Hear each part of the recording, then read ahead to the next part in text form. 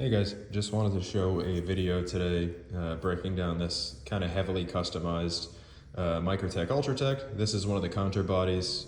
This is one of the last runs that they made. So this is the Blade Show special that came originally with a Magna Cut bayonet blade. But I've got a Reese Wayland interceptor blade in here. So this is not the blade it came with, it's an aftermarket blade, but figured I would do a breakdown. Functionally, everything is the same. I've just swapped out a lot of these parts with different parts. So you can see the hand satin on this blade I think is super nice. Reese does a great job with these. And then you have the back serrations, which is really cool. This is not a sharp edge. I mean, it's kind of sharp. It gets down to like a 0 point, but it's not sharpened, I should say. And then the swedge on these is not sharpened. I know some of the newer combat troodons and stuff that they have the interceptor blades on came with a sharpened swedge, which is pretty cool. I don't know if the original interceptors had that. I think maybe whatever the fixed blade was that Microtech came out with had that, but not 100% sure if it had the sharpened swedge. Either way, taking the screws out here, made sure to knock the blade off track, but you can see these screws look like the older square body and flat body screws that use the tri-pin. These are actually custom screws that I had made. These are only work on the counter body Ultratechs. They won't work on like the new ZBPs, and they won't work on the older like square bodies. They're a different size screw, but I like the way the tri-holes look over like the tri-wing, tri-lobe. I don't know what you want to call the typical hardware that came on these, but I think it looks pretty interesting, and it kind of matches the more vintage style. So you can see the G10 top here. It's got the frag pattern on it. I think that's really nice. I like the composite tops for them, but I know some people like those a little bit less. This is one of the tritium buttons I made for this.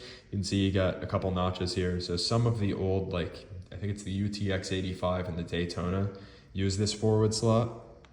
And then most other knives just use the center slot. So like the Ultratech uses the center slot.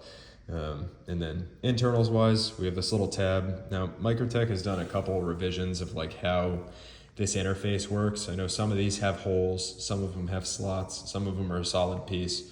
So originally those had a solid, single piece, but the issue was you're getting this piece down so thin here, and after time you fatigue this back and forth and back and forth. So you go through 1,000, 5,000, 10,000 cycles with it, and your material kind of fatigues out like a paper clip. You bend a paper clip over and over and over again, eventually it fails. It's exactly like that. Your material gets more brittle, it gets weaker, and tends to fail. Or I shouldn't say it gets weaker, but you get a crack origination, right?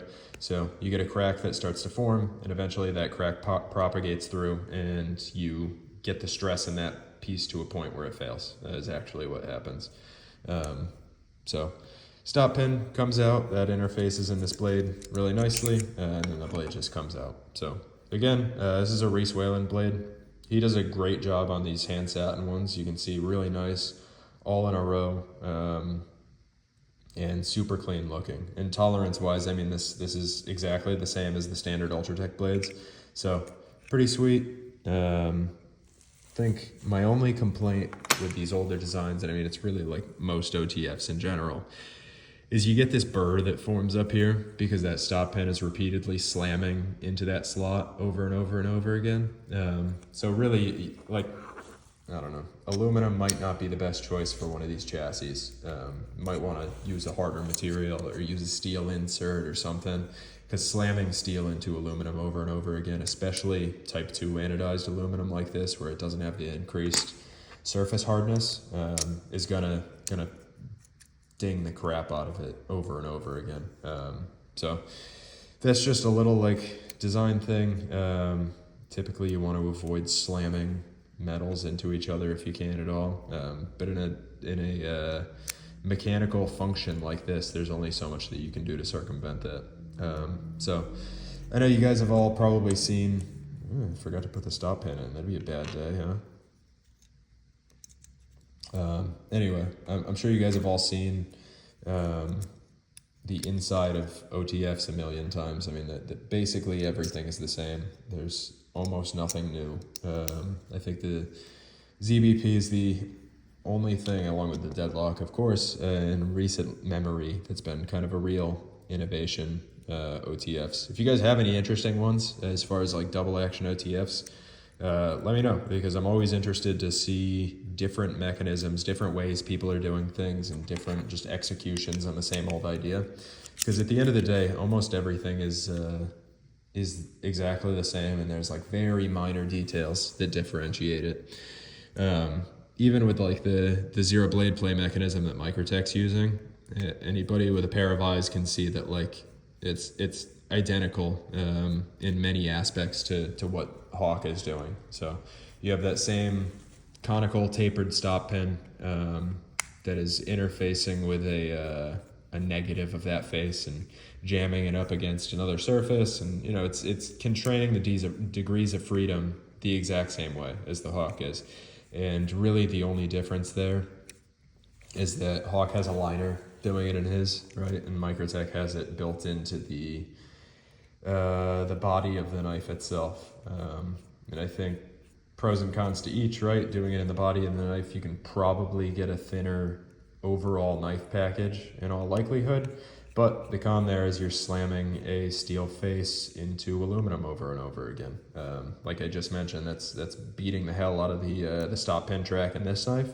And I haven't seen that be an issue with the zero blade play knives yet, since it's type 3 anodized potentially, and also because it's a ramp instead of a flat surface, right? Because this is like a round surface jamming into another flat round surface. So at least with a ramp, if you're coming at an angle like this, you kind of slide and it slows it down to some extent over, you know, a very quick time period, but it's still sliding it to a stop and kind of jamming it slowly, quote unquote. It's probably over like a millisecond or something like that, but it's still better than it hard stopping and then it's effectively, right? Because this slams into the end and then it bounces back, and that's like the only reason it stops moving out in this direction is because the stop pin slams out there.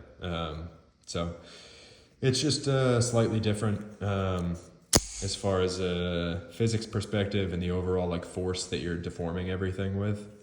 But I mean, I'm sure you guys have all seen the previous generation Ultratechs. I just wanted to actually break one down, show the insides a little bit, and then mostly walk through some of the customizations, right? I've got these custom screws on here.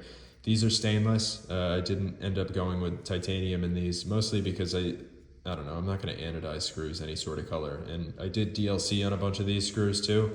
Originally matched the hardware, but decided I wanted to keep the silver to match the satin instead. So personal taste, but I've got the tritium button on here.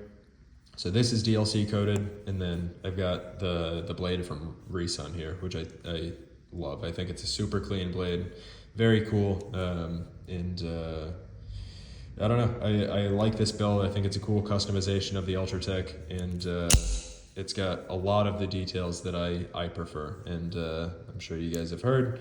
I like the sheet metal clips. This is kind of my preference, other than the stupid lanyard tab on here, so maybe I'll grind this off if I get bored one day and don't feel like having it around anymore. I'm never going to tie a lanyard onto the inside of this little loop here, so I have no reason for that, and all it does is kind of dig into your palm when you're holding the knife anyway. So that's it. This is the previous generation Ultratech. If you guys have any questions on parts or customizations, or if you want to do work on yours and you're curious the best way to take it apart or put it back together, or you got questions for missing parts, I do have some spare parts, so hit me up if you're looking for anything specific. Otherwise, have a good day.